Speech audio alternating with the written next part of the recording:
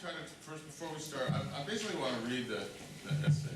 But before we start, I want to expand a little on what I was saying last night about the kind of reduction of things, right?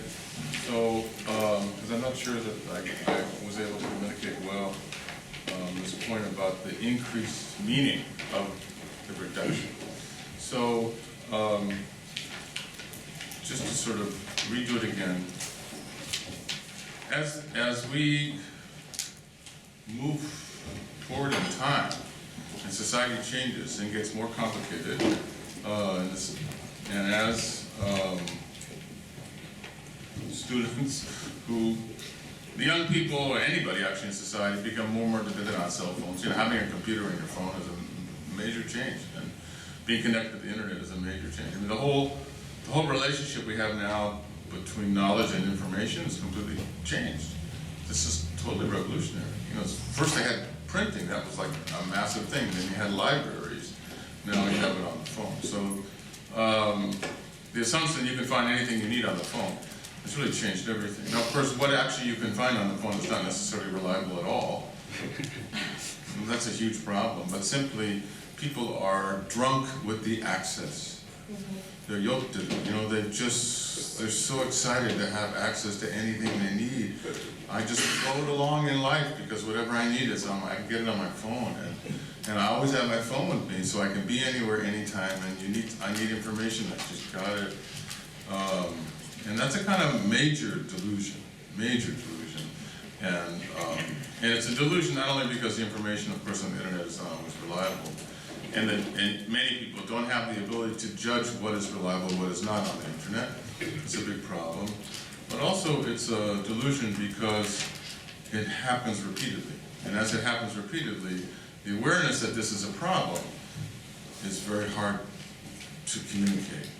So I think this is one of the major goals, is to explain to people that delusion, by the way, is one of the basic foundational building blocks of what we call bonno in Japanese, which is unfortunately translated as, I forget my opinionatedness here.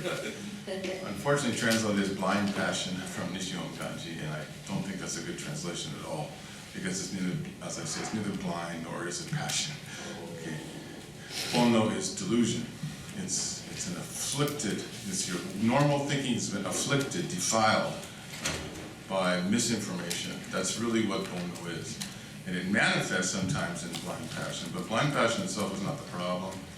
The problem is the way you think and the way we process information based on our perceptions has been diluted, defiled, essentially.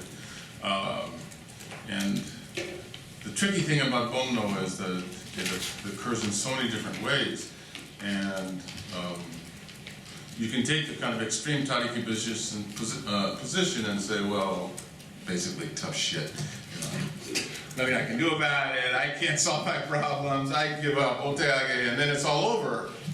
And then what? Then go out and get drunk. Really, why not? Just watch Donald Trump, get drunk. The Warriors, great basketball team, there's a lot to do. You just postpone, just push aside and postpone these issues that have to be dealt with. And in some sense, that's what being an adult is dealing with issues that have to be dealt with, right? And the child in us wants to postpone them, right? Go out and play with our friends and things.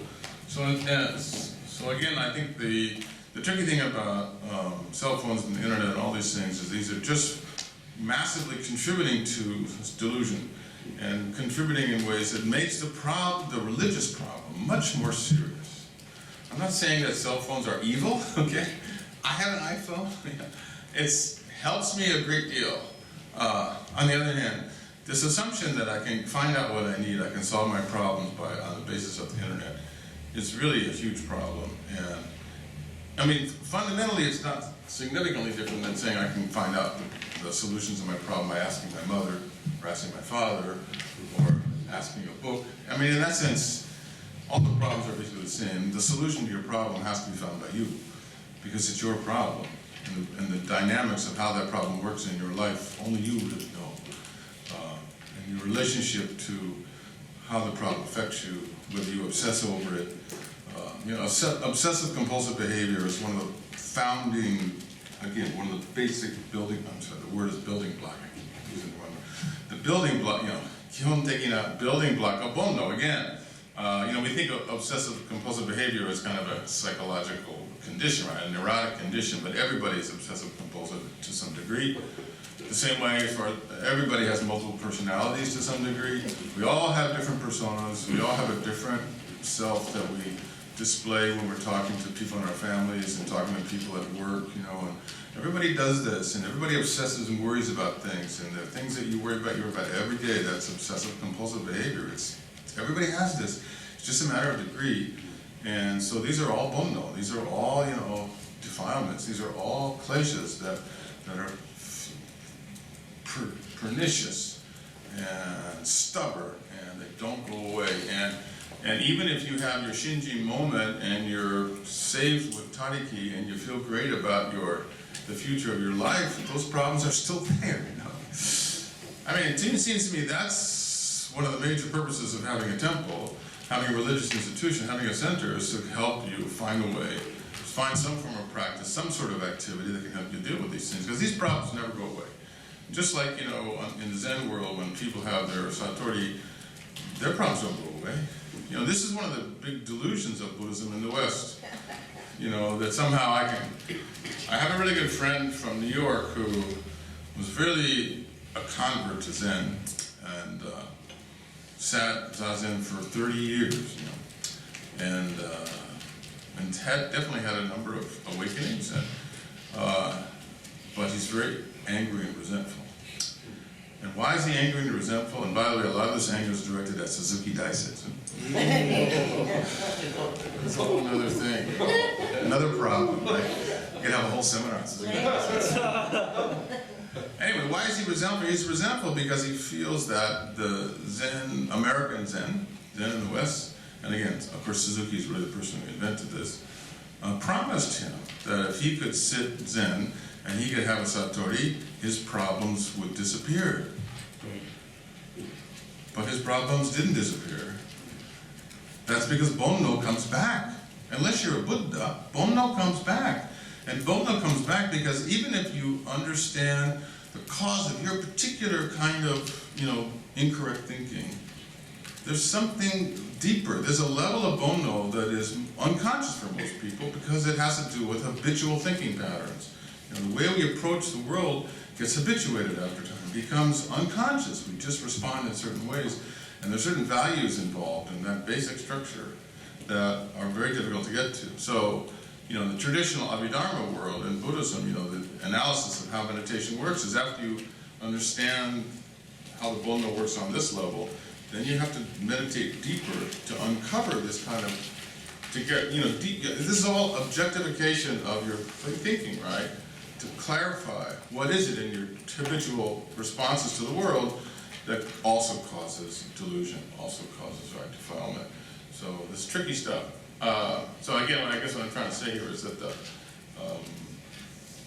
what's different about the internet is only a difference of, you might say, method or manner. The fundamental human condition is absolutely the same now as it was in Shakyamuni's time. I'm completely convinced of that.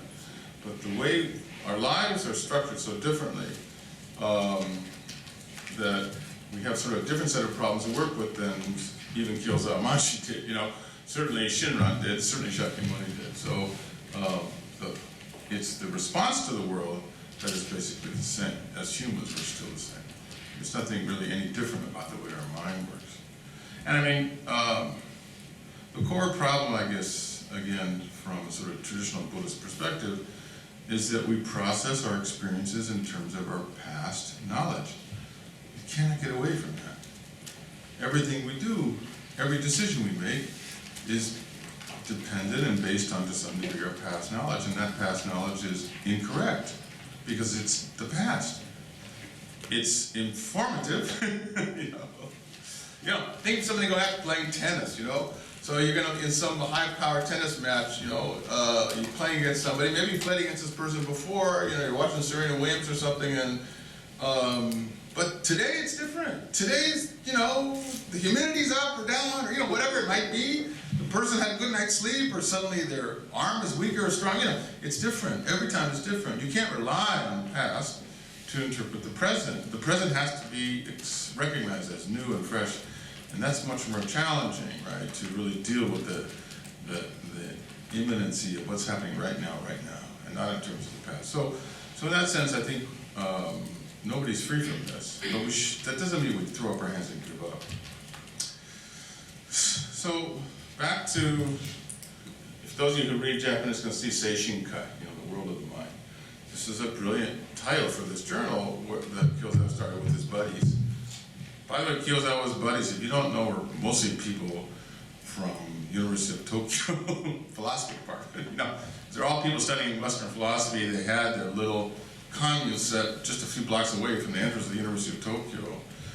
This is the only, at that time, I think University of Kyoto just starting at that time. This is the only real university in Japan. So it's very, very progressive, and in many ways, Seishin Shugi it's an experiment. It is a kind of experimental Buddhism. I mean, they're trying to guess what to do, and so we don't have to accept that as gospel truth. I'm not advocating that at all, but it is interesting, and it also reflects a kind of response to the moment. So. I selected this essay today also because most of you are priests or clergy. This is a kind of critique of clergy. But it's also a veiled critique, again, of how the two-truth theory has been sacrificed to political expediency. And that means it puts the monks in a different position, right? It puts the Buddhist clergy in a different position in society. And that affects how the Buddhist community looks at the Buddhist clergy. That's really, I think, the background of this whole thing. And in some sense, Kyozawa is asking, how can the Buddhist clergy be effective if they're not respected? And why do I say that? Because the way they give in to the government pressure on them, the way they kowtow so easily to secular authorities, suggests that they don't have a spine, as we would say in America. They don't have that kind of self-confidence that we need to stand up and say, I represent a certain set of values. I represent a certain kind of idealistic value system and morality and ethics and how to live, right, that is not dependent on any government support or lack of support. This is a religious path. This is a religious path that is true in Tokyo, it's true in San Francisco, it's true in the North Pole. This is the kind of confidence that Kyozawa is exhibiting that's very impressive. And this is the confidence that we want all the Buddhist clergy to exhibit, whether they come from Tibet or they come from Utah. Right? So everybody have the essay, I hope? Yes? Okay.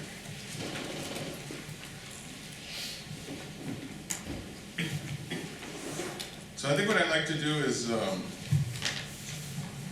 just start reading it and maybe just ask different volunteers for each section of it. Just go around and get through it that way. Who would like to do the first reader? I do this to people all the time, so all right. step up. Good. Why do Buddhists lack self-respect? Just how far should I go? Oh, do like talking. What's that? So you can't talk anymore. I'll stop it. So go ahead. Though a day has never passed without someone disrespecting a Buddhist monk. Excuse me, what a great beginning, right? A day has never passed without someone disrespecting a Buddhist monk. My God, talk about critical, the nice thing, the polite thing to do would be, Buddhist monks have an important role in society, and although we do have some problems, though a day has never gone by without someone saying, "God damn Buddhist monk."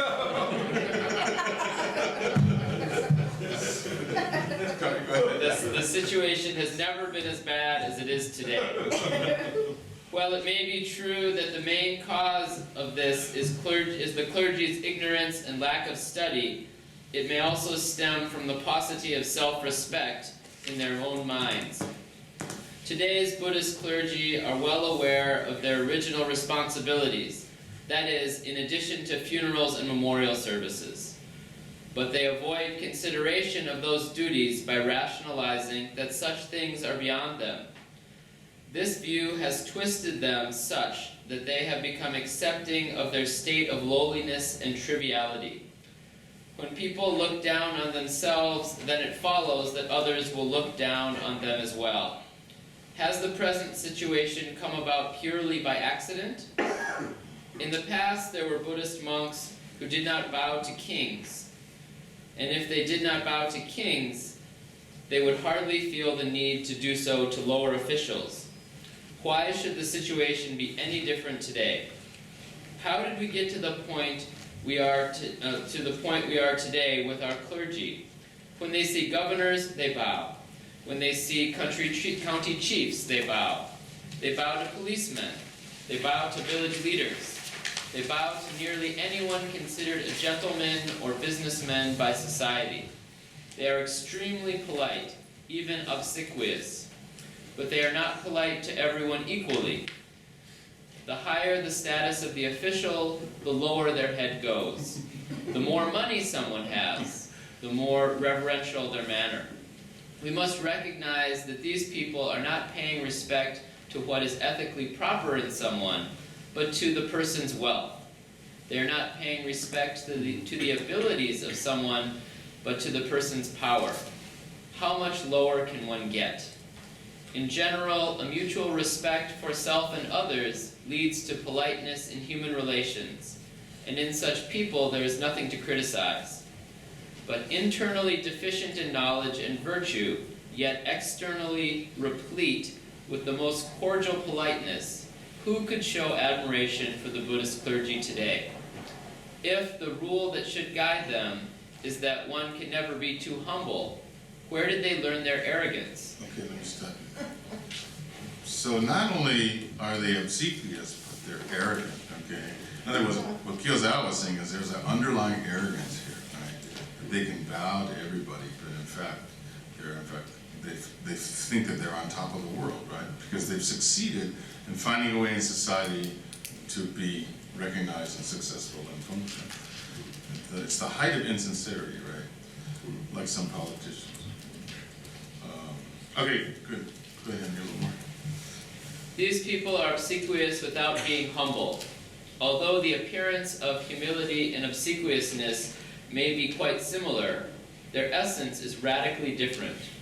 In contrast to a gentleman of humility who is equally humble toward everyone, the obsequious type is always markedly presumptuous toward a certain class of people. Let us imagine how we might expect a member of the Buddhist clergy to interact with his peers, for example. If someone receives a high rank from the administrators in the sect's headquarters, for example, he would regard it as an immeasurable honor. When clergy of such stature see other clergy ranked below themselves, regardless of the other's age or virtue, are there not many who would treat these individuals as if they were slaves? Indeed, such people are often haughty toward particular segments of society. It is important to realize that those who act servile toward one group do so because they will suddenly turn around and become insolent toward another. For that reason, we know that arrogance and obsequiousness spring from the same source. They only have different names. It is like the two sides of a scale. The higher one rises, the lower the other falls. The two sides move in opposite directions, but their point of support is the same. There is no comparison between people who value such distinctions and the humble gentleman whose calm attitude of acceptance is displayed in lowering their heads before the wise and intelligent, and their absence of arrogance toward the foolish and ignorant. Educators only respect what the world thinks of as knowledge and morality, but traditional notions of what we consider to be accomplished in wisdom or commendable in virtue, these are the things that we Buddhists should be striving for. What could possibly be the religious value of wealth and power, or the titles of nobility? Today, the clergy lowers the dignity of the disciples of the Buddha, seeks pity from those in secular society, goes to astonishing lengths of flattery to impress others, and basically will do anything to gain someone's favor. Do these saviors of the world desire to be its beggars? Do the leaders of the world want to be its slaves? Is this not an extreme lack of self-esteem? With behavior like this, what they say may sound beautiful, but of what value is it? Whether the Dharma is taken seriously or disregarded depends on the person preaching it. And when these people sing the praises of Buddhism, it is tantamount to slandering it. If the way we viewed the relative importance of the Dharma had no relation to the dignity of the person representing it, then we could put professional storytellers and actors in charge of propagating the faith. What need, then, would there be for this social class we call monks? Should we expect today's clergy to continue without reflecting on this even a little? Thank you. So I am particularly impressed with this last part. Let me just read that again, just a few lines up. If the way we view the relative importance of the Dharma had no relationship to the dignity of the person representing it, that is, the person who's talking about it, right? Then we could just put professional storytellers and actors in charge of propagating the faith. In other words, just hire an actor. Like on TV. Yeah, like on TV. I mean, that's the complaint against Trump, because he's really an actor, right? He's just playing a part. And he says, oh, I'll just change tomorrow as need be, you know. And maybe he can. So, I mean, that in some sense is the dilemma. You have the text, you have the story, you know what needs to be spoken of, and is it enough to simply articulate it clearly? Articulate it in a way that people can understand and that is pleasing to the ear, or is there something else that has to be there as well for this to really work? I mean, for many of you, this is really but Frank Sinatra. When I was very young, my father was a big Frank Sinatra fan, and I grew up hating Frank Sinatra because we always listened to Frank Sinatra. Frank Sinatra, Ella Fitzgerald, that's all you had in my house. So I was really going to play rock and roll, you know, define the new culture, new music. And but I don't know, about 20 years ago, I heard a Frank Sinatra song on the radio, a jazz radio station, not pop music. And I was touched by it. I was stunned. And then I began to read about his relationship with Ava Gardner. Do you guys know this story? He loved Ava Gardner, and she left him. And then he recorded this album, Angel Eyes, you know. So he did 2 or 3 albums of really sad songs. This is in the early mid-50s, okay? So, at that time I was living in Florida. I drove down to Miami to go to this finest used record store, and I found the vinyl records, you know, of these albums. And I came back and I played them on my record player, and they were kind of scratched, but the sincerity of his emotion is so powerful. It's something. I mean, my skin was, you know, I had bumps, you know, almost brought me to tears. And again, it was not just a singer, right? He was really singing from the heart. And it's sort of hard to explain you know, how that worked. But if you listen carefully, you can hear it. Or to me, I didn't have to listen carefully at all. Maybe it was a moment in my life that, I don't know, whatever it is, but I was very impressed by that. And then that's when I really realized what a tremendous talent he was. He was able to communicate. That's the point. He was able to communicate his soul, his personal depth of feeling, right, through the music. And that made him great. And in some sense, you know, when Frank Sinatra was standing and singing those ballads, she's opening his heart to the world, right? It's not an easy thing to do. I guess in some sense, I think this is what Kyoza was talking about here as well. You know, it's not just being able to know what the text is, to know what to talk about, but you have to bring something of yourself into this, and that's why the clergy themselves ultimately are what Buddhism is. And we have the 3 jewels, the Buddha, Dharma, and Sangha, but really, sorry to say it, it's the Sangha. The religion is the Sangha. Because the Dharma exists, whether it's on the internet, or it's in a book, or it's in the library, you know. It's inert. It just sits there. It doesn't mean anything. You know, it's just like a pen. Pen has no value. It depends on what you write with it, right? And so Dharma, there's lots of Dharma, you know, and it's confusing. And most people don't want to look at all the Dharma. There's too much of it. I mean, this is sort of a problem I have as a scholar trying to deal with it. It's just too much, you know, and how to put it together and how it fits together is a constant problem throughout Buddhist history. Not just in Japan, and in China and India as well. It's a constant, the number of, I mean, that's what makes Buddhism different than other religions, is the number of scriptures. It's just overwhelming. And there was not a felt need to agree. You know, people didn't write a scripture that had to fit into what other scriptures had already been there. You know, sort of like I was saying, you don't just bow to the tradition. In some sense, I guess what he's saying is the clergy today should not bow to the tradition, to society, to anything. That Buddhism should be you. But that's a tremendous call to action in a way, right? But it's a high standard, right? You know, sort of put your life on the line here, and that's what he wants. And all this other activity, of course, which is socially acceptable and gains favor, right, doesn't really contribute to the promotion of the Dharma, and certainly not the promotion of the Sangha. If anything, it leads to the lack of respect of the Sangha, which then leads to the denigration of the Dharma as a whole. That's the problem. So, in that sense, it's a tough order here. And, you know, is this different in 1900 when he wrote this, as it is today, or 100 years before that, or in Shinran's time? You know, there's always been critiques of the Sangha, critiques of individual clergy, et cetera, et cetera. You know, even in the height of Buddhism in the Tang Dynasty in China, we have this memorial by Han Shan in the 8th century complaining about Buddhist monks burning their fingers.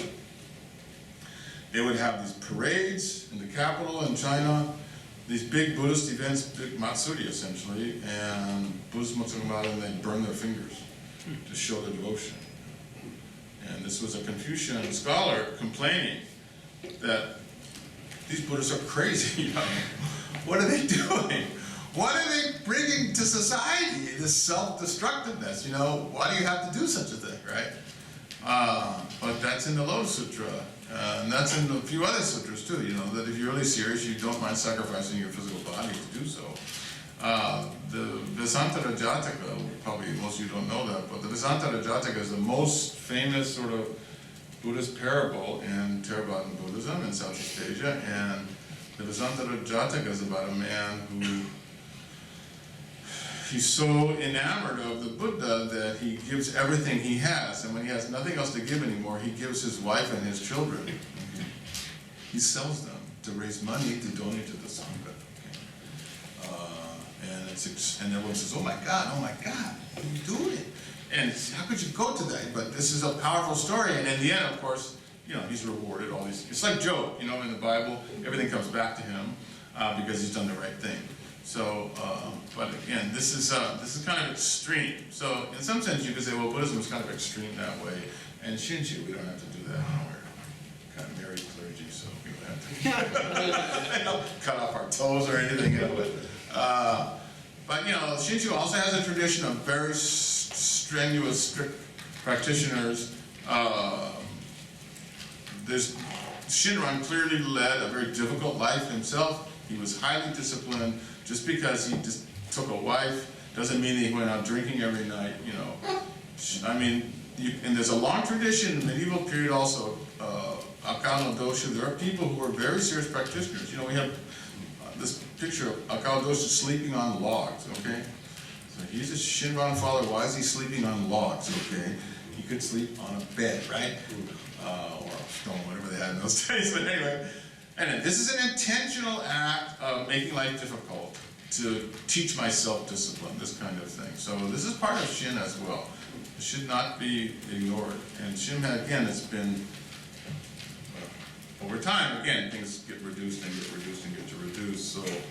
So back to that theme that I was talking about last night, as things get reduced, it doesn't mean that the tradition is gone or the tradition itself is reduced. It just means that the things that represent the tradition are fewer. Got it? So that's, the tradition doesn't change. That's the past. You can't change that. Everything that has been Jodo Shinshu is still there. But the things that we have, the tools we have to deal with, to represent it, are fewer. But that means Doesn't mean that those tools, those symbols, those representations are any less powerful. It just means that they have to represent that much more, okay? Because there are fewer of them. That means that the symbols that you have greater significance, not lesser. They're even more important. All those symbols. The BCA, therefore, has an enormous significance, enormous. All the Higashi, Nishi, Honganji, all these temples, each temple in the West has an enormous significance because it represents that much more, right? I mean, I think that's the way everybody should think, and you should feel positive and empowered by that, right? How you communicate that is a problem. The Buddha, therefore, all the symbols of the church, of the religion, I shouldn't say the temple, okay, are, if they have anything, more powerful than they were before because they have more to represent, right? So this is kind of, I think there's a lot to work with here, but it's. Can I ask how you think you would view here in our society these churches and religions that are doing so well are the ones who do hire actors and writers to personify their religion in the public media. They use Facebook, they use social websites, all these things. But he's saying that it should be the priests who are out there. That's You know, right. and within our groups, we're hearing people who want to put these pretty little songs into the services Okay. because other religions do that. Is it, would he say that's selling out in doing those kind of things? I don't think so. I think it's okay to add whatever. I mean, there's nothing wrong with using Facebook or songs, as far as I can tell. It's just a matter of what they are, right, and what you do with them. If you look, Sam Cooke, music again. Everybody know who Sam Cooke is? Yeah. You, anyway, all right, yeah. Wow, what a great singer. Sam Cooke came out of the church, you know. Sam Cooke sang in choir. He was a tremendously powerful. He was so good as a singer in church that someone said, well, you should go out there and become a singer, you know. And so if you listen, there are some recordings of Sam Cooke singing gospel music. Aretha Franklin, the same thing. That completely knocks you out. But suddenly they start singing popular songs. And of course, they're tremendously powerful singers. But if someone like Sam Cooke, who, for example, does popular music, said, I'd like to do a Buddhist song for you, I think that's fine. What's anything wrong? I'm thinking more like the Joel Osteen type of mega church just in New York. It's a show. You know, Yeah, the it's a rock show. bands and neon lights. Yeah, but you know, there's this. The African American churches have had bands with drums and saxophones and things, you know, for years. There's nothing wrong with that. And that's why gospel music is religious music. I mean, I don't see any problem with that, as long as it's religious. You know, as long as you're communicating what you want to communicate. Essentially, you're expanding the toolbox, right? Like I said, the tradition is the tradition. That hasn't changed. It's what symbols, what tools you have to express it. I don't see it. I mean, you know, if you may, you know, talking about, is this a new idea? Would people like this? That's one thing. How the people in your temple respond to that, that's something else. Some people may think this is great, some people may think this is horrendous, you know. So I told a few people last night about this book, Experimental Buddhism. If you don't know that book, I highly recommend it. This is by John Nelson, who's an anthropologist, who actually lives in Berkeley and teaches at the University of San Francisco, a Jesuit school. And experimental, you know, we gave that book, we have a prize, you know, a BDK prize for the best Buddhist book of the year. And we gave that book the prize, even though he's not a Buddhist scholar per se. And because it brought a lot of interesting new perspectives on how Buddhism is coping in Japan today. And experimental Buddhism is just a collection of various stories about various Buddhist priests in Japan from all different denominations, doing a lot of innovative things. And one of the things that comes out in that book is that when the people think, okay, I got to do something new, right? I want to have music, for example. Like there's a couple of people who really believe that they should have concerts held in the temple all the time. Or even let's have plays, okay? Invite a theatrical group to come in and perform. In other words, let's turn the temple into a center, right? Someone was saying yesterday, and let's open it up to different kinds of activities. On the one hand, in some temple communities, that's great. And people like the fact that in front of the altar, you know, you have some other kind of activity that enlivens the place, draws people in who normally would never come to the temple. But there are other situations in which the membership of the community thinks that's horrible. They react with horror to this. What are you defiling our temple? So it doesn't mean these people gave up, it just meant that they had to raise money and get another building, okay? Sometimes they had to, and they may have to give that building a different name. It sort of becomes an affiliated temple, but it's essentially part of the same organization. And then it's that in that building across the street, or, you know, down the road or something. Then they can do all the things that they want to do, right? And so, so you have concerts, you have theater, you have lectures and discussion, you know, like we're doing here, all sorts of different things. And it doesn't necessarily have to be specifically on Buddhism, but it brings people in. And there's always a Buddhist context. It's always framed as a Buddhist event. And there's a Buddhist theme that goes on. It's a way also to advertise, look, we're having a fundraising event to raise money for the earthquake victims in Nepal, you know, please come out tomorrow and we're having a bake sale, whatever it might be, this kind of thing. So it's a way for the temple to kind of expand its interaction with the community as a whole, right? So I think, I mean, what you see in that book is a lot of interesting stories, but the fact that the priests doing this had some difficulty, obviously. They had to deal with their traditional culture, and then so how this interaction of traditional culture and new culture. I mean, I assume that in the United States this is less of a problem than it would be in Japan, but I don't know. I mean, it's up to individual communities, right? Okay, let's read some more. How about another volunteer?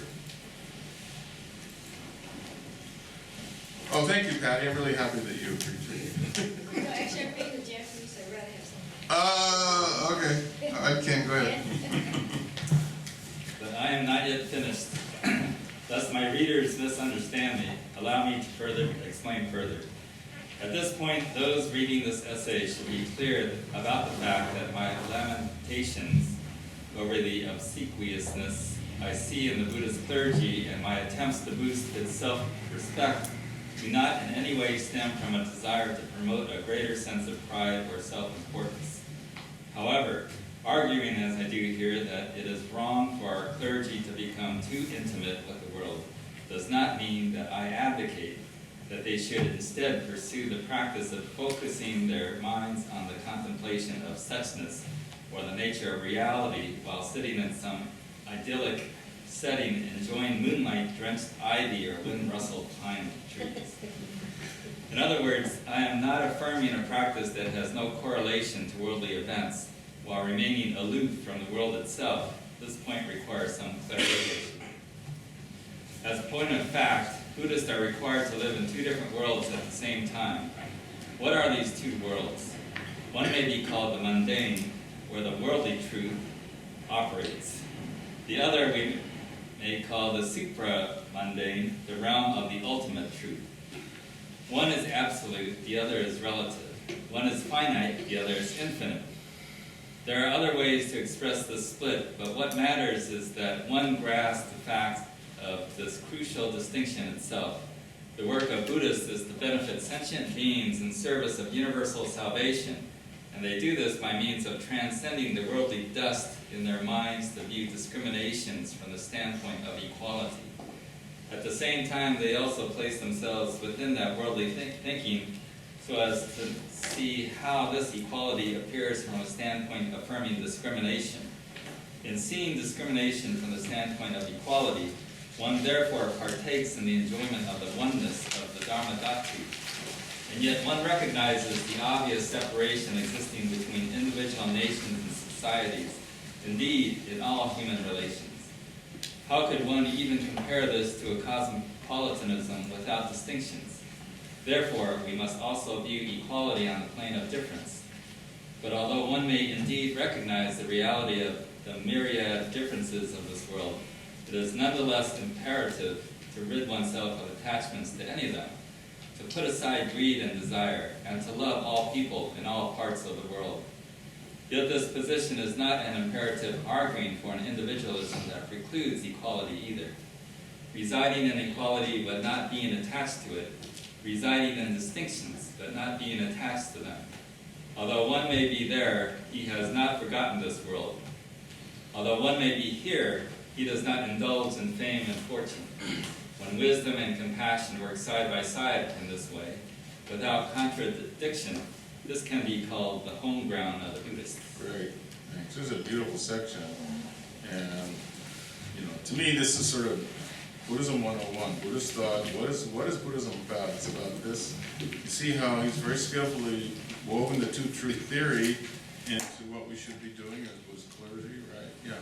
It sounds like he's talking about the four Brahma Viharas also. Yeah, of course, four Brahma Viharas are in there. You know, this is sort of, it's difficult, okay.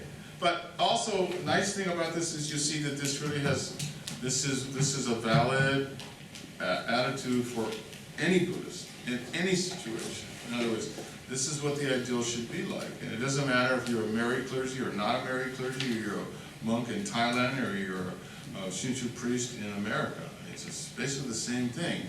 Is that the two truths are operative at the same time. And that is the distinctions, and again, the kind of analytical thinking that I talked about last night. That's the realm of worldly truth. That's the realm we always operate in, and that is very, very important. You know, people have to make correct decisions. You know, decisions require excluding things, right? You choose A instead of B. At the same time, the basic equality that joins everybody, that joins everything, is the kind of higher truth, and you can never lose sight of that. It sounds like the training of a psychotherapist. Is that what they're taught in psychotherapy school? I see. They call it a therapeutic neutrality. Okay. Neutrality doesn't just mean separation from. No. It's presence. Presence, yeah, okay. Well, I mean, this is sort of basically what Buddhism is all about, you know. The two-truth theory is not something that Shakyamuni himself talked about. It's not in the early scriptures, but it's something that the Abhidharma scholars figured out is sort of implicit in his teaching, and therefore becomes kind of a basic doctrine of how Buddhism functions. And you know, like I said last night, you can see it in Nagarajan. You can see it in all sorts of different places. All the Mahayana sutras talk about it and use it. So it's very convenient, I think, but not necessarily easy to pull off, right? That's why psychotherapists need psychotherapy, right? Exactly. Requirement. So does that mean Buddhist priests need psychotherapy? Yes. Yes. So next time you lead a seminar. With my bond up, whatever. Right. Okay, let's read some more. Ken, you want to do some more? This may seem severe, but if one approaches things in this way, what is it that one would be unable to do? One could still bow to governors, county chiefs, policemen, village leaders, gentlemen, or businessmen. I do not see anything inappropriate in this. Bowing to such people is simply a ritual way of showing respect that is part of social discourse. One is not bowing to show respect of that person's wealth or power. And in any case, the interaction that one has with such people is only for the purpose of aiding one's effort to benefit sentient beings in service of the goal of universal salvation. It must not be to serve one's desire for profit and renown. The correct attitude is thus compared to the lotus standing in muddy water, or a jewel found in the water. The more soiled the mud, the purer the flower. The dirtier the water, the brighter the jewel. This is not the way things are today. Oh, wait, hold on a second. So let's go make sure everybody understands those illusions. So of course the lotus flower illusion everybody understands. Maybe you don't know about the jewel. So this is another kind of common, frequently occurring trope in Buddhist sutra literature. That there are these kind of special jewels that have a magical quality where you throw them in the muddy river and the water turns clean. And these are used in all sorts of different situations to talk about how a bad situation can be made good. Okay. So it's not to deny the reality of the difficulty, right? But that there are other means. There's a kind of a higher realm that has power that transcends the muddiness, right? So lotus flower growing out of the muddy water, the water is still muddy, right? Okay. It's somehow that muddiness contributes to the beauty of the lotus. That's a different kind of illusion. So that illusion of the lotus means that the Bono contributes to your wisdom. Right? The Bono is not just not just the kind of foe that you don't demonize it as something that has to be destroyed, but in fact the suffering that you go through because of your bonno, because of your delusion, that contributes to the nature of your wisdom. And that's what the lotus flower symbol is about. And the jewel symbol is that no matter how difficult the situation, this is a bit like Amida's compassion, right? No matter how messed up everything is, maybe you're on death row and you know they're serving you your last meal of carnitas or whatever you like. And Amida's compassion is still there, right? No one is rejected.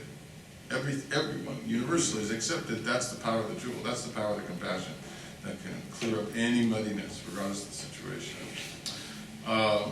But these two things occur a lot in Buddhist literature, again, to talk about the kind of difficulty in moving between these two worlds, right? In some sense, the worldly truth world is a world of discrimination, and therefore it's muddy, you know.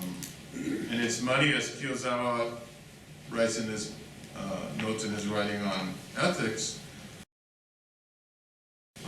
because people simply can't agree necessarily on what the proper choices are.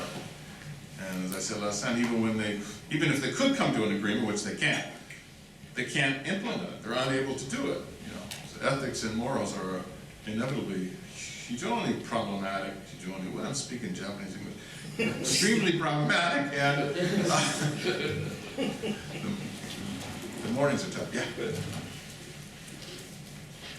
Is it because of the emphasis of Bonno that Jodo Shinshu traditionally hesitate to emphasize things like Shinji Busho? Well, could you explain that your question a little more? Well, why can't we emphasize more Shinji Busho, with which we hesitate? Is it because of this attachment to this idea of Bonno? That's my question. Well, that's a really good question. I'd like to hear everybody's response to that. I mean, my view is that problem is a sort of modern problem. In other words, clearly Shinran talks about Shinji Busho a lot. And clearly in the first couple hundred years after Shinran, that's what Shinshu was. It was based on that. But then some things happened. In the modern period, it's true that discussion has moved away. I know Wondra-san was interested in this kind of thing. You have something you want to add? I'm still working on it. But do you think the problem of Bonno is one reason why Shinshu doesn't like to talk about this too much? I don't think so. Okay. But it does raise an interesting question. Why is, for example, Busho, Buddha nature, not discussed very much? Why is it really not part of the curriculum? What do you think? What is it? Shishu is, Nishikongaji side is, as you said, Shinran is Shinjin Busho. So I worked a little bit, and I went back to that, so like a Sentetsu was more, that in a period, a lot of, that commentaries, Seki-sen or Kuge, maybe other things, they all have a different version to understand the Busho. So Busho is we have to define what the Busho is. Busho is, do we have it? Or even we don't have it, is it given or not?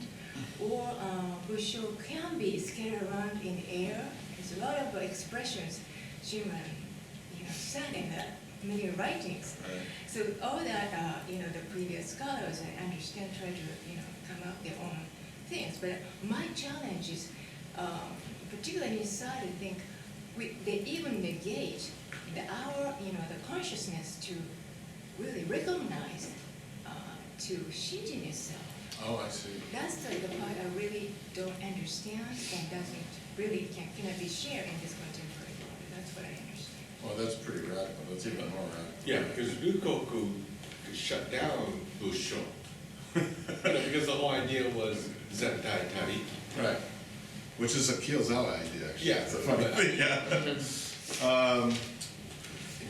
But it does raise the question as to why Ryukoku shut down Busho, Buddha nature, even Shinjin becomes problematic. My understanding as an outsider is that this is connected to practice again. It's kind of jiriki kusai, Right. There's a kind of, am I wrong? I mean, Yeah, that was the rationale. that's the rationale. Yeah. I think it's actually a dangerous teaching. Which one? Buddha nature, Okay. especially in And so Western. that Nirvana Sutta calls it poison, by the way. Agrees with you, yeah, go ahead.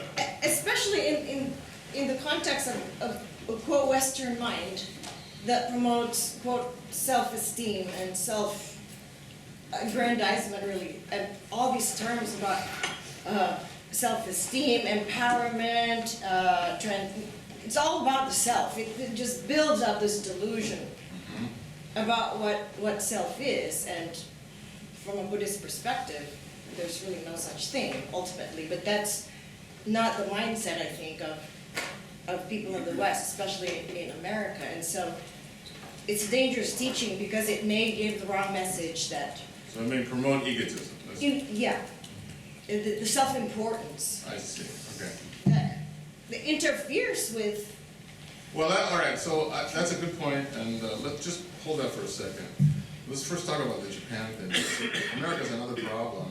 I don't think that the Ryukoku or Nishi Honganji hesitation to talk about this is connected to that problem, but I may be wrong. I mean, I don't know. We can certainly, America being such an individualistic, right, egotistical, well, society with strong egotism, maybe something else. But, My impression of Professor Shigaraki, when he spoke before he died, Shigaraki Sensei, to me, I thought, pleaded the idea of Bonno Soku Bodai. I thought, that's my impression. Yeah, I mean, I think that's my impression as well, and it's not just Shigaraki, but I think that is sort of standard. Look, I apologize, I don't want to offend anyone, but this is the kind of intellectual tradition of Pure Land Buddhism, is Bonno Soku Bodai. This is not limited to Shinshu, and it's really Mahayana Buddhism as a whole. And the scholars, again, I hate to use that term, but the academic side of the Pure Land tradition very much sees Pure Land, Shinshu and Shinran's thinking as absolutely central orthodox Mahayana, okay? It is not unique, it is not different, it is standard Mahayana. It just emphasizes certain aspects of Mahayana, but the standard Mahayana thought, which is based on emptiness and based on Bonno Soku Bodai, right? And another way to talk about, really a synonym for that formula is Buddhism, is Buddha nature, right? So the problem about the Buddha nature being promoting kind of self-aggrandizement or self-promotion, that's a misunderstanding of course, what Buddha nature really is, which has nothing to do with ego or the known self. It is the Buddha self, okay? It is the kind of ultimate truth side of who we are, right? It's this assertion that we have to feel that we have the possibility, right, of being connected to that world. That's really what Busho is about. That's what Shinjin is about as well. But the problem, as I see it, is why this intellectual understanding, this sort of academic understanding of Bonno Soku Bodai, somehow isn't in the Shinshu community. You know what I'm saying? It's not used in practice. It's not, and why in Nishi Hongaji's case, even in Japan, right, this becomes kind of pushed aside. So Shigaraki also has some trouble with the Honzan, I know. Kyozawa had trouble with the Honzan.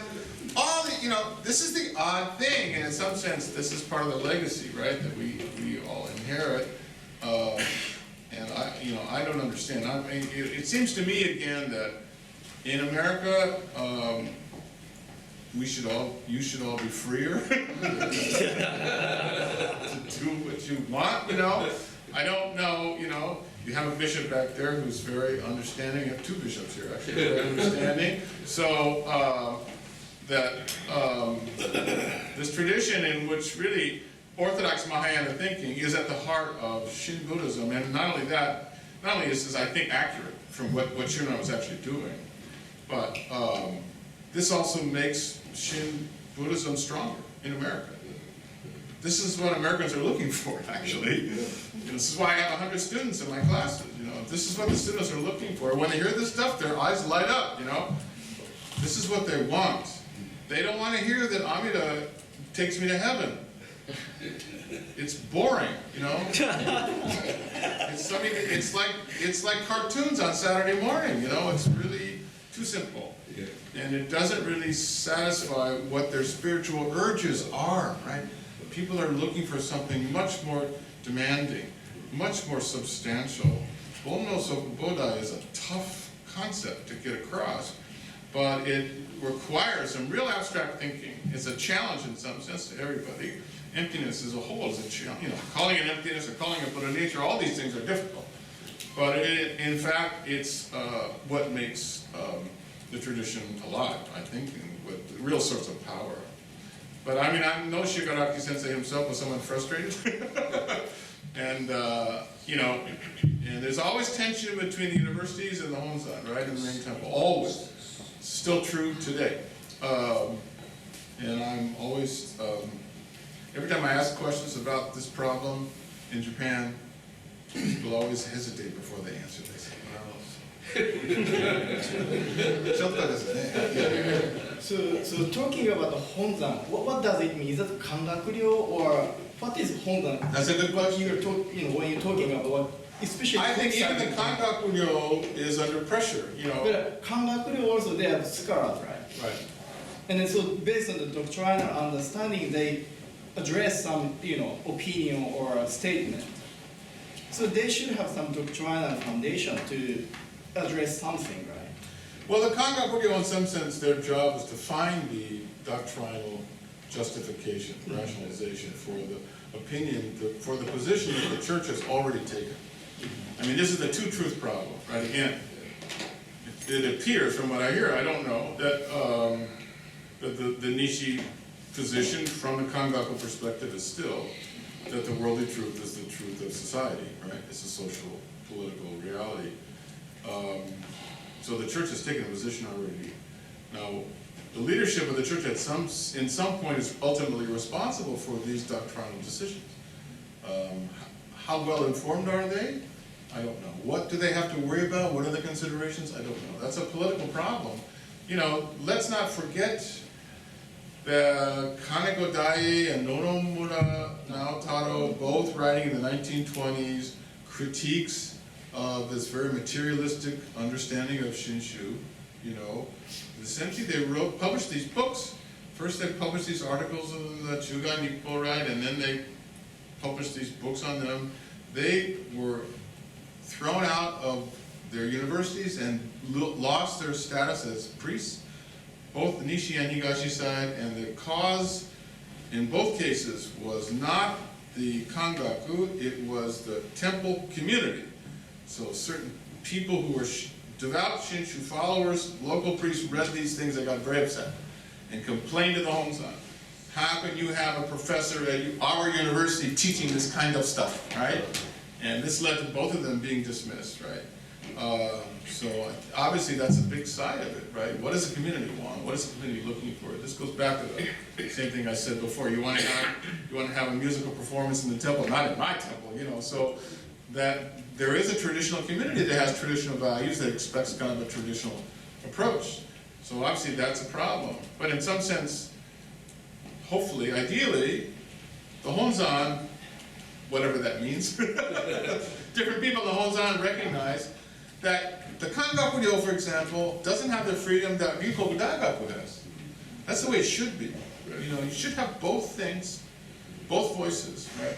And maybe that Kangaku has to kind of represent what the Honzan as an institution needs to say, or feels it needs to say, and maybe changing the direction of the big boat that is the Honzan is not easy to do. But the university should be free to pursue whatever it needs to pursue. I mean, one of the things I taught in my class this semester is when you look at Kyozawa's motivation for creating Shinshu Daigaku, the modern Buddhist school, it's very clear that he wanted now don't be offended by this, but it's Kyozawa.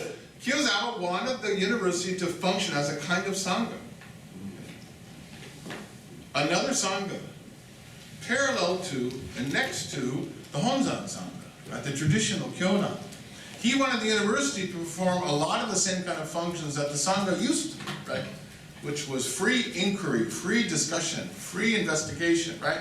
Again, kind of experimental thought process where we bring in Greek philosophy, right? We bring in other kinds of Buddhism. We study everything, you know, and therefore, this has the same function as to represent the three jewels for society as a whole.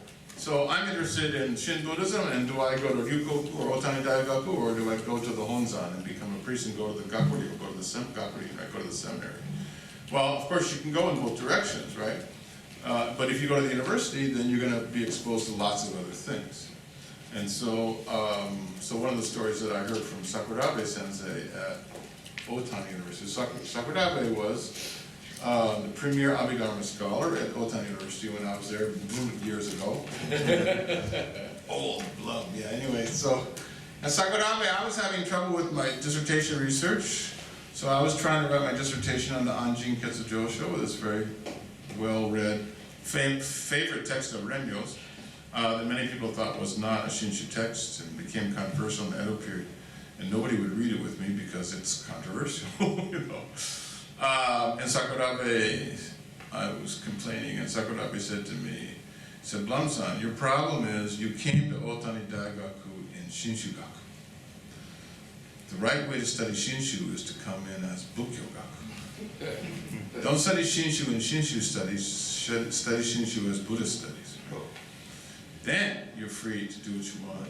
And that's what he's doing. That's essentially what he's saying. He's essentially telling me I'm studying Abhidharma as Shinshu. Right? That's the purpose of studying Abhidharma, because we're investigating Buddhism, and that enhances, grows, contributes to Shinshu culture. That was beautiful, you know? And so I think, again, that you can see in that way the university becomes a kind of parallel Sangha, right? And can contribute to the investigation of the knowledge and the growth of all this kind of knowledge and understanding. Shigaraki, of course, Shigaraki Sensei, of course, is in the university, you know? So, in some sense, the Honzan needs the university there for it. And it's just, but the relationship between the two, of course, can be politically very difficult. Sometimes it's good, sometimes it's not good. You know, the Eastern Buddhist, which is founded by Suzuki Daisetsu at Otani, you know, that story is amazing. I mean, Suzuki Daisetsu was teaching at Kangakuin Gakushuin in Tokyo, right? This kind of Shinshu, it's kind of Shinto-based school, right? Connected to the imperial family. And he has some trouble with Gakushuin because I think the provost or something retired, was replaced by somebody, and the new person wondered why we had this Buddhist scholar, you know, at Gakushuin. So then Otani offers Suzuki Daisetsu a job. It was 1920. And so they negotiate with Suzuki, and he says, okay, I will come to Otani if you let me start an English language journal. Because there's no English language Buddhist journal of any, you know, of any strength, any substance. And so they agree. So the Higashi Honganji creates a fund for the Eastern Buddhist, right? That's how it starts, you know. So for a long time, that was the only Mahayana Buddhist journal in English for the whole world. This is Suzuki Daisetsu's tremendous contribution, right? Well, I don't know, must have been in the 90s or so. They did some reconstruction on the Otani campus, and I said, what happened to the Eastern Buddhist? They put it in the corner, back in the corner somewhere. If they kind of moved it and pushed it away, kept pushing it away and pushing it away, and finally I said, what's going on? And then they actually took it off campus at some point. And when I asked about why is it off campus, they said, well, the Honzan is wondering, why are we paying for a Mahayana Buddhist journal started by a Zen scholar? How does this serve our purpose, you know? So what was that? That was very strong sectarianism, right? We are Shinshu. We should be promoting Shinshu stuff, not Zen stuff, you know? Suzuki Daisetsu was kind of, you know, he's sort of typecast, right? He's a Zen guy, right? And partly that's a critique of Suzuki's understanding of Shinran as being too Zen-y, you know? And not enough pure traditional Shugaku. So that was a moment of real strong conservatism, right?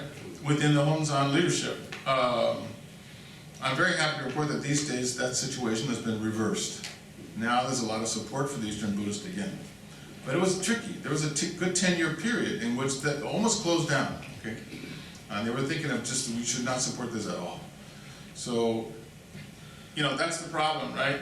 Is that the relationship between what is an academic journal writing and publishing in English, right? Again, it's like this stuff. It's a free-thinking, open forum for discussion that benefits people who like this feeling, spirit of inquiry and investigation, but it of course angers conservatives, you know, who want things to be set and fixed. So in some sense, we're getting kind of off your question a little bit about Shinji Busho, but I mean, Shinji Busho is very much alive in the university, but why it's, I don't know about Ryukoku Shinshugaku, but yeah. Is anything different in Ryukoku these days on this point? Yeah, you were just there. Shinjin Busho is a norm. So it's not well discussed. I mean, are they teaching Nirvana Sukha? Are they teaching? There's not much going on, right? I mean, Otani, for example, has always had a position for Nirvana Sutra studies, but Ryukoku has not. I know that. You know, and your point about the Edo period scholars having different ideas as to what these things mean, you know, we see that on the Higashi side also, and you know, for me, that's a beautiful thing. That's really not only beautiful, it's encouraging. You know, it gives me hope, it gives me confidence. It makes me feel, wow, this is alive, this is great. You know, these are difficult ideas, and therefore there should be differences of opinion. We should expect that. And the debate and discussion about this keeps them alive, keeps them in the air, right? Just keep the balls in the air, keep the discussion going. That's a great thing. But of course, thank you, that can be difficult for an institution trying to clarify exactly what their mission is. All right, let's go back so we can finish this thing.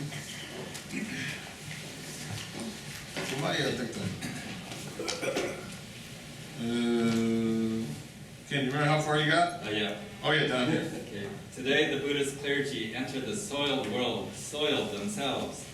They throw themselves into dirtiness already dirty. And as the days grow increasingly defiled, the purity and light within the Dharma ultimately become impossible to see. Is there someone who could throw a scoop of antiseptic on the pollution of this world of religion and thereby put an end to it? We have been waiting for quite some time for someone like this. This disease affecting the clergy has entered a serious phase, and the great mass of monks are looking into the face of death. Could there be a simple way out of this? How regrettable that even those in the clergy with a modicum of learning are unable to throw off this defect, and one finds those in the world of Buddhist study and practice no less able to cast off this attitude of servility. Although they expound the lofty teachings of Kegon or Tendai, they do not attempt to cultivate those practices, assuming that those forms of praxis are impossible. Although they may pick up a brush and write on the depths of esoteric Buddhism or Zen, they do not actually engage in such contemplation because they maintain an attitude that the mind cannot really comprehend these things. In this alienation between teachings and self, this separation between doctrine and mind, there are many whose views have become so twisted such that they accept their lowliness and triviality as inevitable. So again, you can see here the same basic critique that Kiyozawa had before about Jiki and Tariki is you simply can't talk about how wonderful Tariki is unless you know what Jiriki is. It's a hollow speech. Tariki is great, Tariki is great. Well, what is Tariki? Tariki in reference to Jiriki. So what is Jiriki? If you don't, Kiyozawa has a very strong assertion here. If you don't investigate Jiriki fully, you don't understand Tariki fully. They are, in some sense, you know, a pair. And the sort of simplistic, almost, you know, kind of almost superficial discussion of Tariki doesn't really convince people unless you come from some kind of true Jiriki perspective. And in that sense, I think, you know, that's also part of this whole thing. Well, yeah, we can talk about Tendai and Kegon or Zen, these are wonderful ideas, but we're not actually doing them, you know. We just talk about them. This is also an inherent critique of scholarship here that he has running through these writings as well. these guys are doing lots of scholarship, but this doesn't really contribute to understanding of Buddhism, right? You have to somehow, again, jisen, you have to do it, right? You have to do it and see what happens before you can really talk about how it works. Okay, thanks, Ken. How about another great volunteer? Yeah, Matthew's a good one. All right. Where are we? God damn it. Now this is me throwing chalk at you. Okay, so you're on page 71, first full paragraph. But although these ideas of Keigo and Tendai may be sublime, what could they be apart from our original nature? original nature is what? Buddha nature. Okay, that's Buddhist. Go ahead. Although the meaning of the teachings in Zen and esoteric Buddhism may be profound, what could they be apart from the one mind? One mind is from the awakening of faith, if you see, no? Okay. That's a kind of another way of talking about Buddha nature, yeah. If one looks for it, it is very close, but if one does not, it may be 1,000 miles away. The difference between close and far is all within oneself. We can assume that when Shakyamuni was instructing someone, if the person went too far, he would have restrained them, and when they have not gone far enough, he would have urged them forward. Thus, if you label something as difficult, then it will be characterized as difficult to comprehend, difficult to enter, but if you label it as easy, will it not similarly be characterized as easy to practice or easy to cultivate? If one affirms a process of awakening that is gradual, one can speak of a bodhisattva's career that requires 3 asamkhya unaccountable kalpas, uncountable kalpas to complete the 6 perfections, or 100 kalpas to acquire the marks of a Buddha. Yet if one affirms a process of awakening that is sudden, we can quote words to the effect that enlightenment happens in the instant of one moment of thought. Seeing things as difficult today, people do not see what is easy. They understand enlightenment as gradual and not as sudden. When people become pointlessly desperate like this, Buddhism is reduced to something useless, akin to offering a painting of a rice cake to someone hungry. Nothing could be more sad. So let me just explain this a little bit. This sudden versus gradual is a debate that happened in medieval China. And by the time Buddhism came to Japan, this was more or less resolved, but the Chinese really struggled with this. And the Tibetans were involved in this as well. And the debate centers around the fact that traditional Indian Buddhism was essentially what the Chinese called a gradual path. This language of sudden enlightenment or gradual enlightenment was invented in China. There's no Indian counterpart to that. And of course, the Indian understanding is it takes many lifetimes to achieve nirvana. And so it's a gradual path. It takes a long time. So if you're at the point now that you're able to study Buddhism and you already have a good understanding, that means you've been doing it for lifetimes in the past, right? And so you're on your way. But when Buddhism moves to East Asia, there's a problem, and I don't want to offend anybody again, as I guess I'm doing every 15 minutes, but the Japanese and Chinese don't really believe in reincarnation the way the Indians do. I mean, that's the reality of it. You look at funeral practices, your dead family member is still your dead family member for another 50 years, and they're supposed to be born in 49 days, right? So the belief in reincarnation is relatively shallow, and as a result, people don't want to postpone their religious success, their liberation, to another lifetime. So it has to happen now. It has to happen in this lifetime. And therefore, this phrase, 3 asamkhya kalpas, this is in the sutras. This is in the Nirvana Sutra. I'm sure that's where he gets this from, because Shimran quotes it as well. So, in other words, kalpas are enormously long already, and then you have uncountable kalpas, different kinds of kalpas. There are small, medium, and long kalpas, and they last longer periods of time. The whole idea is that it's a kind of hyperbole, right? A kind of exaggeration of the amount of time involved. Basically, the idea is that you're going to wait all this time, or you can do it right now. So the decision in China, essentially, in sometime in the Tang Dynasty, was we got to have sudden enlightenment. All Buddhism has to be sudden, no more gradual. Gradual then becomes reduced to something for people who are not really sophisticated. And And this was a big debate within the Zen school we know about, actually, but it affected Pure Land people as well. Pure Land people in China also use that kind of language. You see it in Japanese Kamakura Pure Land writing as well. So, but you see what Kyozawa's critique is that when people say, oh, I can't do all those difficult practices, so therefore I'll postpone it. You know what I'm saying? So in other words, they are, without explicitly saying so, they are deferring to, or essentially taking a gradualist position, right? It's going to take a long time. Don't expect me to do it right now. So Kyozawa is saying, why aren't you motivated to do something right now? In other words, enlightenment, liberation has to be a sudden thing for it to be real to you. You should, therefore, you can't waste any time. It has to go now, right? Don't postpone it. Don't allow this gradual position to take hold, because then it's almost essentially a statement of giving up. Okay. What is your comment about Issei reverence used to talk about shibugaki, you know, the shibugaki becoming sweet? I don't know that story, so you have to explain. How a bitter persimmon, Right, shibugaki, yeah, becomes the sweet. persimmon itself doesn't know when it becomes sweet. Yeah. So what is that a metaphor for? Could you- Talking about gradual or sudden, Sudden. or in between, I don't know. I really don't, The shibugaki no hanashi. Well, I- Nobody knows? Shibugaki no shibuga, Shibugaki is the bitter persimmon. Yeah, I understand that shibugaki is a bitter persimmon, but I don't understand how that functions in Shinshu culture.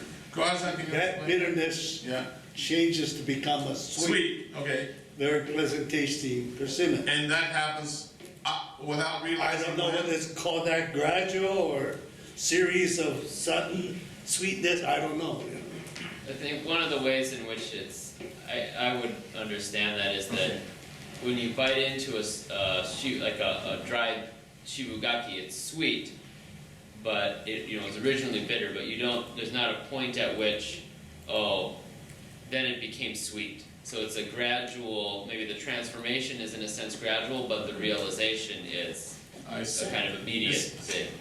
It sounds to me, but I may be wrong, that this is a statement that my liberation kind of happens on its own, and at some point I realize it, something like that, which is a little bit different, yeah. I think Shinran Shonin said like 石から潰れてつぶてのごとく我らなり. So like we pillars and the stones transformed into gold. There is a passage by Shinran Shonin. So this like a Shibugaki story, I think my appreciation, understanding is talking about kind of transformation. Like we Wombu, totally nothing to do with have nothing Buddha nature type of thing, but totally free from the Buddha nature type of thing. But due to the light or circumstances, changes ourselves into like a sweetness. So that's kind of talking about the transformation quality from Wombu to Buddha is a kind of point of this Shibugaki story. I'm not talking about the time thing, it's more like a quality transformation. Yeah, good point. And I think my guess would be that ultimately, in terms of doctrine, that comes down to Buddha nature, because Nirvana Sutra talks about many people who don't seem to have Buddha nature. They're shibugaki, they're bombu, they're confused, they're lost. But in the end, the sutra is very clear that actually, in fact, even the most hopeless people have Buddha nature, right? So the Ajase story, he does the worst possible thing, he kills his father, but even he has Buddha nature, right? Even he can be saved. So I think that's really where that Shinran's perspective comes from, something like that. Okay, so that's good voice. You think about becoming a radio announcer? You could have a dual career here.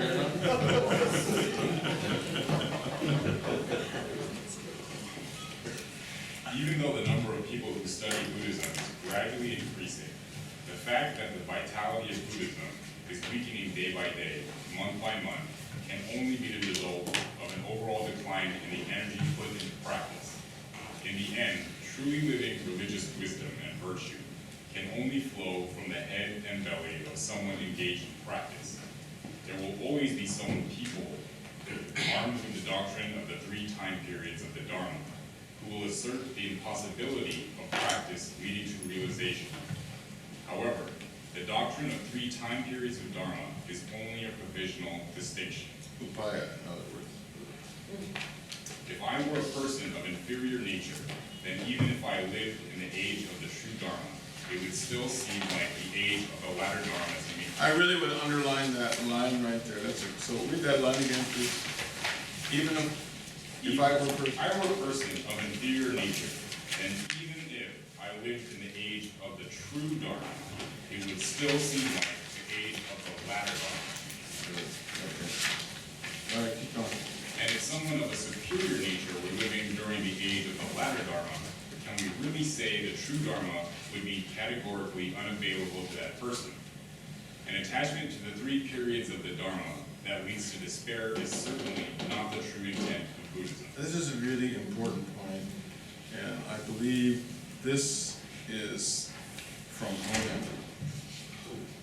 And this is what Shinran got from Honen as much as anything else, is that Mappo, as terrible as it is, doesn't mean that Buddhism is over, right?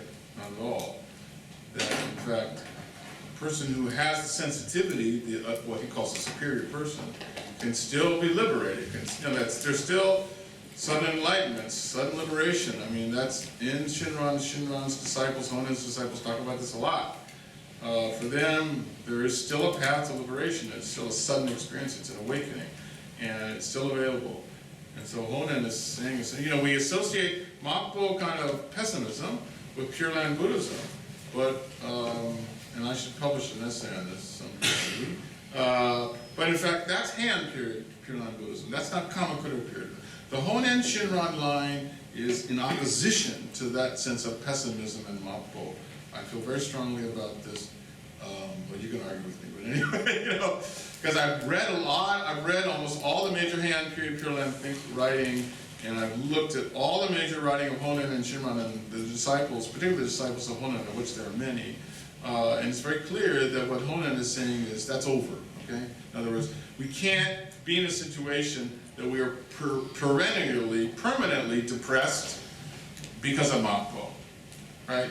That in fact, there has to be a solution to Mappo that transcends the problem. In other words, and that's the Tariki, compassion, and wisdom of Amida Buddha. So that transcends, the Amida Buddha's wisdom and compassion is unaffected by what period of the Dharma we are in, okay? And therefore, Honen is walking away from that model. And so Honen's, I think that's why Honen was so successful. I think Honen's teaching therefore is one of hope. It's one of hope and optimism. It's not one of pessimism. And then Shinran very much is lifted up by that. Okay. And Shinran's own hope and optimism comes right out of that. So I think that's the shift. That's the shift that Kyoza was talking about here as well. You know. So just to go through that one more time. If I were a person of inferior nature, even if I live in the age of the true Dharma, that's the first period, right? When the Buddhist teaching is available and fully understandable, and there are lots of people who knew the Buddha who can explain it to me. If I were an inferior person, I still wouldn't get anywhere, right? What would it mean? It would still seem like the age of the latter Dharma to me. In other words, I wouldn't understand that. I wouldn't get anywhere, right? So these are what Ichantika are. Look, after all, the other side of Buddha nature, or Bushyo, is Ichantika, Isendai. The Nirvana Sutra talks about Ichantika almost as much as it talks about Buddha nature. You know, who are the Ichantika? Why is that in the sutra? The Ichantika are people who are living at the time of the Buddha, who hear the Buddha's teaching from the Buddha himself and don't get it. And walk away and say, I don't understand. This is silly. This is ridiculous. Who could believe it? You know, blah, blah, blah. They just reject the whole thing. They're destined to bad rebirth, bad future, etc., etc. Now, this is not Mappo. This is not a problem of time. This is not a problem of an age, right? This, again, I think why Shinran is very hopeful and optimistic and brings hope. Because it's very clear, even in the Nirvana Sutra, you have this discussion of the problem separate from the Mappo problem. It's about the Buddha's words being presented, even from the Buddha himself, to people who don't get it. These are, you know, quote unquote, Kyoza was calling inferior people, right? These are the bombu, bad bombu, you know? Some of them critique, complain, criticize, right? Criticize the Mahayana, criticize the Bushyo doctrine, Buddha nature doctrine criticize all of this, say this, you're Buddha, you're saying things you didn't say before, this is ridiculous, etc., etc., etc. So this is always an issue. But these people have Buddha nature as well, right? They have a chance, right? It's just a matter of flipping. Okay, continue please. I direct the above remarks not only to those affiliated with the established schools such as Kegon, Tendai, Esoteric Buddhism, and Zen, but for anyone who is serious in their study of Buddhist doctrine, regardless of whether they are formally ordained in any school or sect. I firmly believe in the importance of attempting to cultivate in practice that which you have studied. So yeah, good. Okay, keep going. Otherwise, we cannot truly master the teaching and therefore cannot put it into effect. One may view this practical approach to the study of Buddhism as something like research into science by means of experimentation. Progress may seem slow, but the thoughts and imagination of such people are full of life. The gain may seem trivial, but there is an active functionality to it. It may seem small, but it will give you power. One can expect this kind of outlook to develop day by day, month by month, and if one takes advantage of these opportunities for practice, the flower of the mind will slowly expand until one attains an unlimited vitality. For those who see nothing beyond research into individual words and phrases as part of an overall effort at analyzing dead words, how different is that approach from Zhao Ko, reading the books of his father? I do not see one iota of pragmatic value in this. In summary, this all too common shortcoming of Buddhist clergy has unnecessarily pushed the Buddhist path to a position lofty and remote, while bringing people to a state where they conceive of themselves as obsequious creatures, all resulting in a state of even greater retrogression for both. This is the situation we are in, both in our attitudes towards our own practice and in what we do to assist others. One sees it in our elder clergy, one sees it in our younger clergy. The stain of this noxious attitude can be seen in a variety of different phenomena throughout the Buddhist world. The decline in Buddhism we see today stems from this problem. Looking back in time, the Buddhism of the last 300 years has been almost a dead Buddhism. So he's talking about the Edo period, of course. At the very least, outside the Pure Land path, Buddhism in Japan has been dominated by interest in research and textual study. But the fact that Buddhism became this way is in no small part a result of the influence of the bad habits of Shinto and Confucianism during the same period. Ooh, very correct. The level of learning in our country over the past 300 years is beyond anything ever seen before.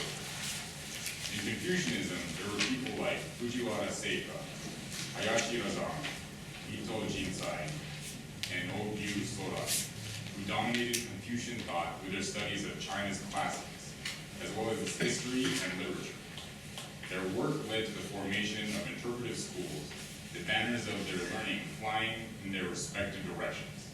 The major figures in Shinto learning were Yamazaki Ansai, Iwagaki Matsunai, and Hirata Atsukane, and their influence can be seen throughout the land. But when these teachers of Shinto and Confucian thought were not focused on poetry and literature, they emphasized philological studies, and those among them who put their energies into practice were as scarce as stars at dawn. Again, the critique is over the lack of practice, right? So Buddhism as well. So it fell into this kind of intellectualizing trend, right? So in Kyozawa's mind, the ideal form, Shinran clearly did a lot of study, a lot of research. The Kyogo Shinsho is a tremendous book of research, right? All these different materials brought together for this. Hona's doing the same thing. You know, all these people in the Kamakura period and Muromachi period were writing these long treatises, were doing tremendous scholarship. But you could see that they're also very much engaged with the religion and trying to implement it. That's practice, right? And therefore, they're dealing with what works and what doesn't work. Anjin Getsu Joshua, for example, this Kyo Itai doctrine, this is a new, innovative idea that the Dharma and the individual somehow are united in some way. It's a very kind of radical way of thinking, very suggestive of something else, and people, that's why it was controversial. You know, you could really see that kind of thing.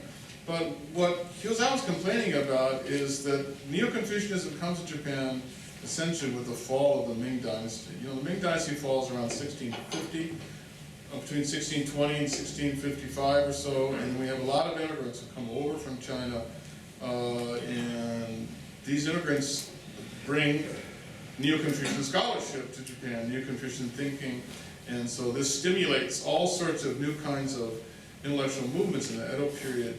And so Confucianism and Buddhist studies and Shinto studies really take off.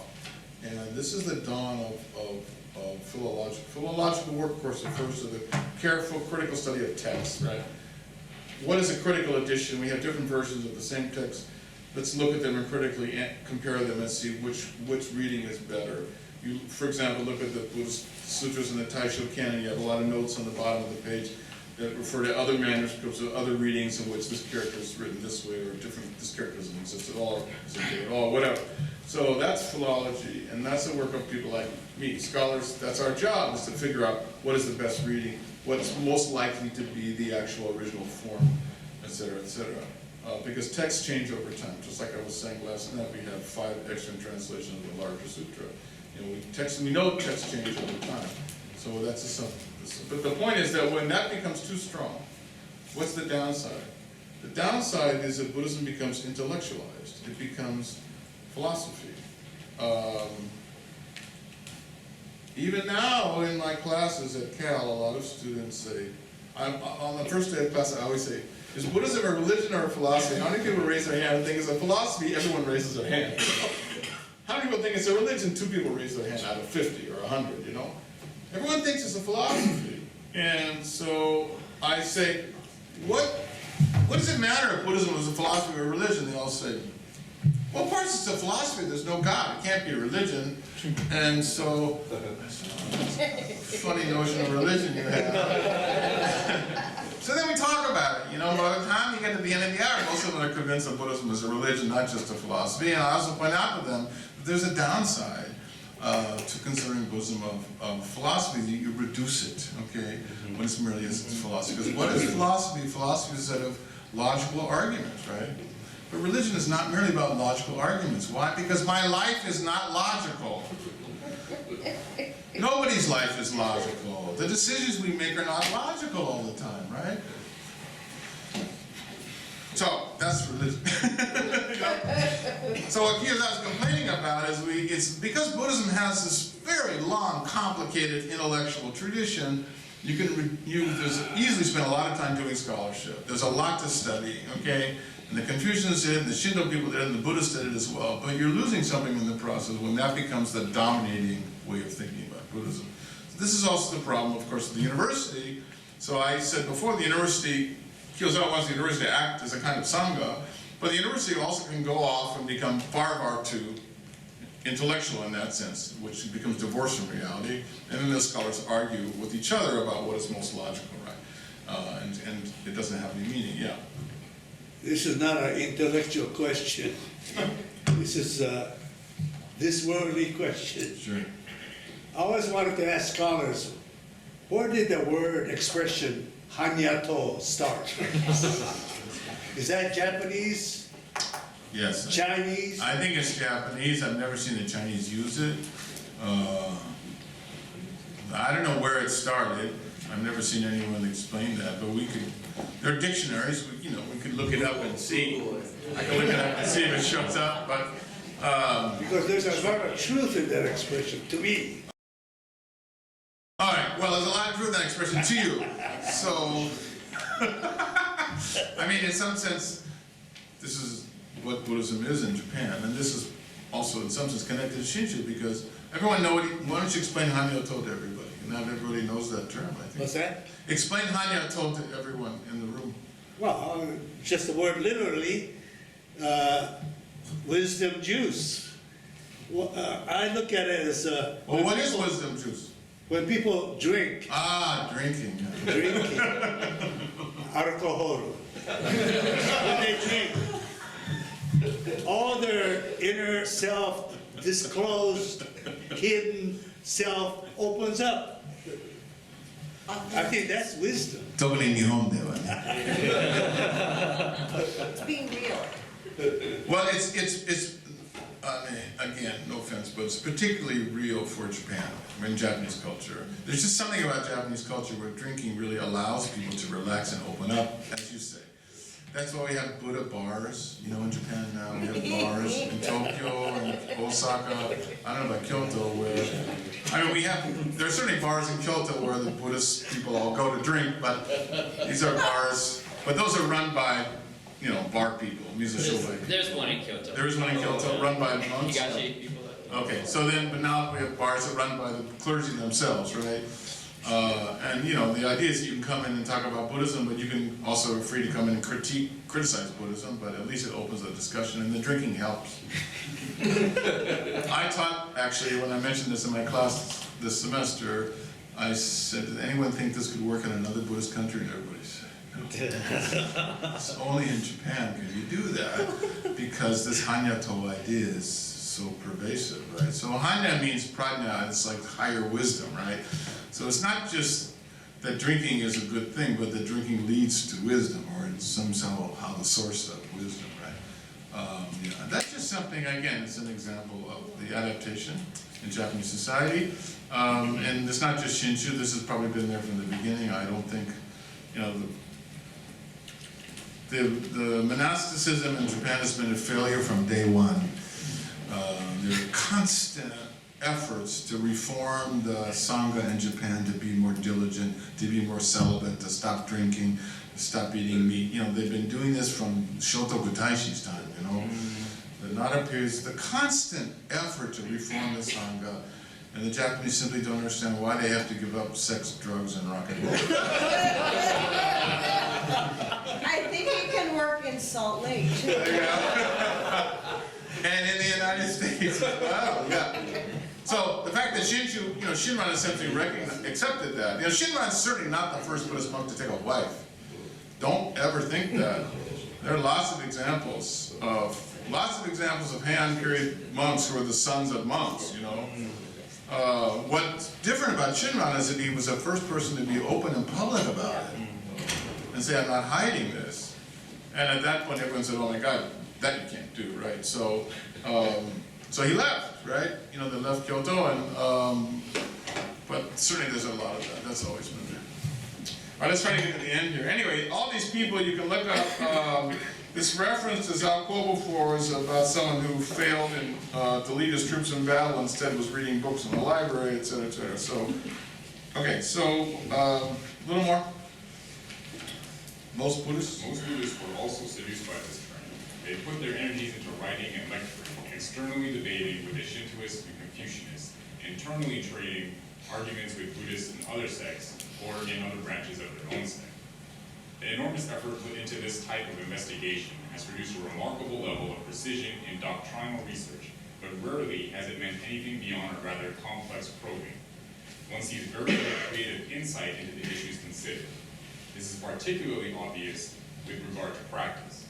This is why not one kukai, not one sideshow, have emerged over the past 300 years. And in this period after the Meiji Restoration, when we are all in shock from political upheaval and enormous changes in the world, passing the years, twisting to the left and stumbling to the right, this degenerated state of practice continues to worsen daily, now having reached the sorry state we find ourselves in today. However, as a rule, things change after reaching a low point of decline. The type of complex religious research I have described has gradually become an anathema to people in general, and within some quarters of the religious one, can even find conspicuous signs of a tendency to emphasize the practical aspects of Buddhism. He's talking about a kind of resurgence of people valuing practice. Okay. This is precisely why we should not lose hope for the future of Japanese Buddhism, but continue to look forward to a time when a great light could shine forth again. But whether this time of renewal comes sooner or later entirely depends on whether or not Buddhists today align themselves with this trend in order to confirm its future direction. How can a Buddhist not be inspired into action? May you reflect on your original duties, throw off all thoughts of servility, and make a major effort to put your teachings into practice. world has completed another cycle, and a new year is upon us. Signs of spring are on the rivers and mountains, and the birds are returning to the tall trees from their remote abodes. I beg of you to seize the time and invite like-minded friends to join hands with us to move down the path further and further. Would that not be incredible? Sing with loud voice, sparkling. The peak of plum blossoms at my dwelling will not last forever. It's a great essay. If you remember that this idea of Zettai Tariki comes from the same person, right? And so this tells us that Zettai Tariki does not mean practice is irrelevant, right? Quite the opposite, right? That in fact he's very committed and very upset that people are not doing practice, okay? Even though he's ultimately affirms that the reality of the best way to understand Tariki is Zettai Tariki, right? So that's a fast. I'm really curious to hear your feelings about that. Yeah. So, my first impression reading this article, Kyozo Sensei kind of encouraging, performing or engaging us to practice. But looking at the Shinran Shonin's writings, he kind of, gave up, abandoned the so-called self, practice. So, at the surface level, kind of contradicting, right? So, to be a kind of nice leader to this article, so we should be careful about the definition of practice where here the Kyozo Sensei is talking about. Especially this time, in the period, he talked about the decline of Buddhism, Japanese Buddhism. I think my understanding is that is totally due to the Teraoke Seido or Danka Seido, kind of because of that kind of system, put into by the government. That's why Japanese Buddhism kind of died. So here, my reading of practice here, Kyozo Sensei is talking about is D.T. Suzuki translated practice, Kyogyo Shinsho, the practice into living. Living, right. I think he's talking about that kind of practice. So not so-called a physical action type of practice, but to live with Dharma or live with Nembutsu, that kind of practice he's talking about. That's a very good point. Yeah. I don't disagree. So, otherwise, this is very confusing or misleading article. Just give a members to this, and then they start just doing some so-called practice. Henry, go ahead. Yeah, I'm sort of on this topic of practice. We were discussing this a little last night, this idea of our practice as the recitation of the Nembutsu, saying Namo Amida Butsu. And I had a question came up to me recently. You get those books from Jodoshu, they'll send you these wonderful translations. And I started reading one, and it sort of really opened up Kyogyo Shinsho for me.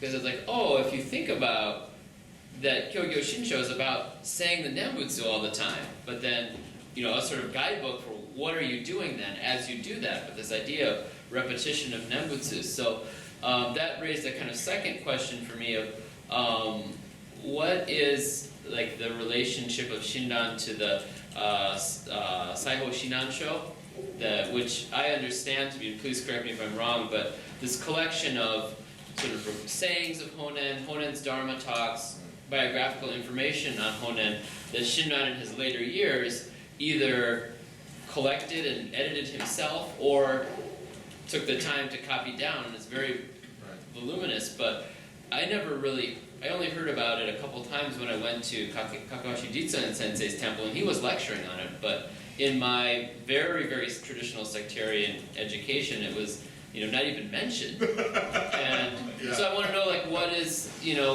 what's the status of that? Yeah, what's the status of it? Well, What does it say? Yeah, Saiho Shinansho is a fascinating collection of material, and the really strange thing about it is, just as you described, the traditional Shinshu scholarship and Jodoshu scholarship did not study it, because it fell in between, It's only something preserved by Shinran, so the Jodoshu people didn't recognize it as part of their canon, right? Their corpus of Honen materials. And the Shinshu people decided that it was really all about Honen, so we really don't have to look at it either, because I want to focus on Shinran, right?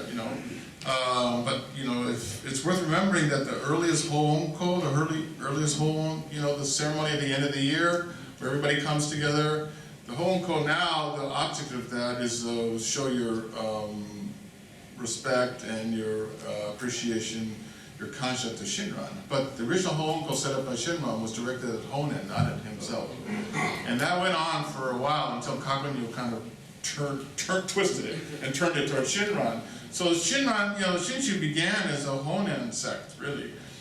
Even though Honen himself didn't try to set up a new sect of Buddhism. So all these things are confusing. But the Saiho Shinansho is a fascinating set of materials.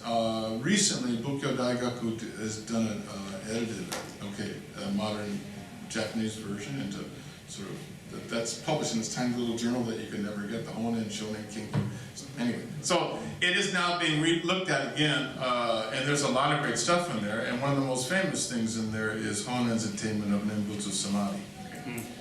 It's called the Samai Hotoki, and this is also something that was problematic both for Shinshu and for Joroshu. Because again, the typical understanding is that we don't have to attain Samadhi any longer. Samadhi is a very advanced state of meditation because we have Tariki, right? And so our Shinjin does not require Samadhi, and yet in the Saiho Shinansho, Shinran dutifully notes the story of how Honen attained Samadhi. And so in the Senchakushu also, Honen talks about the value of Samadhi attainment. Zendo Daishi has the authority he has because he attained Samadhi, So this shows that the traditional relationship between the traditional path and this kind of new Pure Land approach of Nembutsu as a form of gratitude, right? They're not mutually exclusive at all. And going back to Koihara-san's point, I think that Kyozawa, I think you're right in that Kyozawa is saying we have to live Buddhism, right? He's not necessarily talking about traditional difficult practice. On the other hand, elsewhere Kyozawa says that if you don't fully engage in difficult practice, you don't have some experience of Jiriki practice, your understanding of Tariki is superficial, is shallow, it's not deep. Don't you think, like you said, it is dangerous stuff. Because I think he is saying you have to practice. This is a guy who lived on a pine needle and did it until he died, right? So I think he is saying we gotta have this practice. Okay, you can understand it different ways, Patty. So looking at the Japanese, the word that's used is jitsugyo. And so that's what Reverend Rankobada was mentioning. It's kind of a cliche that you live your Buddhism. But I think that's what he's saying. He's not to do shugyo, like meditation and climbing up and down mountains. But so I think what Elaine did yesterday was a great example of this. You weren't here for her thing, but that's putting into practice what we believe in. So we think Amida embraces all. We should be out there like she is, educating people about the LGBTQ, making kids feel comfortable to come forward or come out. So to me, she was a perfect example of what Kyozawa was talking about. We have to get out there and do. Well, okay, so that's another interpretation. Yeah. I don't completely, I don't think that's the only interpretation. Right, but I mean, that's it's a different word. Jitsugyo is a different word than shugyo. Yeah, sure. But Jitsugyo can also simply mean actual practice, right? What is the original word? Practice. Well, that's what Jitsugyo. Jitsugyo. If you want to see it, I can. 授業is also ちょっと曖昧な言葉だね。I mean, the jitsu there simply could mean as opposed to talking about practice, the actual practice, the real thing. So that can be interpreted in different ways. Certainly there's no indication that Kyozawa was advocating people going out and working for the LGBT community. I mean, or even, we don't have any, I mean, this is one of the criticisms of Kyozawa, is that he was not involved in social activism at all, right? No, but the thing is, he opened up his, Kokodo to the public every Sunday. Sure. He was a powerhouse with publishing and writing. Sure. So to me, that's. Yeah, exactly. Yeah, and giving lectures and publishing and writing, and yeah, of course, exactly. I mean, I think all of that is included in practice. So, you could take this critique as the critique of the Teruke Seido, right? That we have, by some estimates, over half of the temples in Japan are the result of this government law that everyone has to register with the temple, and so there's no more than bureaucratic administrative institutions. They don't have any real religious function. And that's certainly fair, because that is a criticism, of course. And that even, we see that today. I mean, the number of empty temples in Japan, of course, is growing very quickly. By some estimates, Japan will, by some estimates already there's 20,000 empty temples in Japan. And I heard it's going to go up to fully 50% of temples without Jushoku in another 20 years. So half the temples in Japan will become irrelevant, right? So in some sense, that's a kind of a challenge to the clergy. Maybe that's a good thing, if the temples that remain are actually more active and more functional, as Patty says, actually doing things that bring people in. Maybe maybe there are too many temples in Japan. You can turn them into restaurants, Okay, I guess we're out of time. Thank you very much.